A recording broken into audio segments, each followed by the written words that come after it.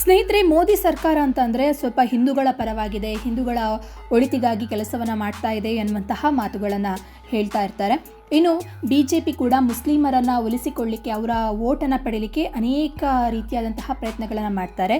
ಇದೀಗ ದೇಶದಾದ್ಯಂತ ಮುಸ್ಲಿಮರನ್ನು ಒಲಿಸಿಕೊಳ್ಳಿಕ್ಕೆ, ಅವರನ್ನು ವಿಶ್ವಾಸಕ್ಕೆ ತೆಗೆದುಕೊಳ್ಳುವ ನಿಟ್ಟಿನಲ್ಲಿ ಮೋದಿ ಸರ್ಕಾರ ಒಂದು ದೊಡ್ಡ ಹೆಜ್ಜೆಯನ್ನು ಇಟ್ಟಿದೆ ಅಂತಲೇ ಹೇಳಬಹುದು. ಇದಕ್ಕಾಗಿ ಸೌಗತ್ ಎ ಮೋದಿ ಅನ್ನುವಂತಹ ಅಭಿಯಾನವೊಂದನ್ನು ಶುರು ಮಾಡಿದ್ದು, ಈದ್ ಹಬ್ಬದ ಸಂದರ್ಭ 32 ಲಕ್ಷ ಬಡ ಮುಸ್ಲಿಮರಿಗೆ ಕಿಟ್ ವಿತರಣೆಯನ್ನು ಮಾಡ್ತಾ ಇದೆ.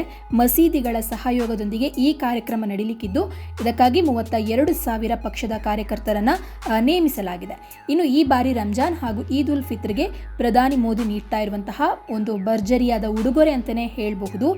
ಈ ಒಂದು ಅಭಿಯಾನದ ಸಲುವಾಗಿ ಮೊನ್ನೆ ಮಾರ್ಚ್ 26 BJPಯ ಅಲ್ಪಸಂಖ್ಯಾತ ಮೋರ್ಚಾ ನವಿ ಮುಂಬೈನ 200 ಬಡ ಮುಸ್ಲಿಮರಿಗೆ ಸೌಗತ್ ಎ ಮೋದಿ ಕಿಟ್ಟನ್ನು ಕೊಡಲಾಗಿದೆ. ಇನ್ನು ರಾಜಧಾನಿ ದೆಹಲಿಯಲ್ಲೂ ಕೂಡ ಸೌಗತ್ ಎ ಮೋದಿ ಕಾರ್ಯಕ್ರಮ ನಡೆದಿದ್ದು, BJP ರಾಷ್ಟ್ರೀಯ ಪ್ರಧಾನ ಕಾರ್ಯದರ್ಶಿ ಮತ್ತು ಅಲ್ಪಸಂಖ್ಯಾತ ಮೋರ್ಚಾ ರಾಷ್ಟ್ರೀಯ ಉಸ್ತುವಾರಿ ಭಾಗಿಯಾಗಿದ್ರು. ಇನ್ನು ಈ ಸೌಗತ್ ಎ ಕಿಟ್ನಲ್ಲಿ ಏನೆಲ್ಲ ಇರುತ್ತೆ ಅಂತಂದ್ರೆ, ಆಹಾರ ಪದಾರ್ಥಗಳು, ಬಟ್ಟೆ, ಶಾವಿಗೆ, ಖರ್ಜೂರ, ಒಣ ಹಣ್ಣುಗಳು ಮತ್ತು ಸಕ್ಕರೆ ಜೊತೆಗೆ ಮಹಿಳೆಯರಿಗೆ ಚೂಡಿದಾರದ ಸೆಟ್ ಅಥವಾ ಸಲ್ವಾರ್ ಸೂಟ್, ಹಾಗೆ ಪುರುಷರಿಗೆ ಕುರ್ತಾ ಪೈಜಾಮ ಇರುತ್ತೆ. ಈ ಕಿಟ್ನ ಅಂದಾಜು ಮೊತ್ತ 500ರಿಂದ 600 ರೂಪಾಯಿ ಅಂತ ಹೇಳಲಾಗ್ತಾ ಇದೆ.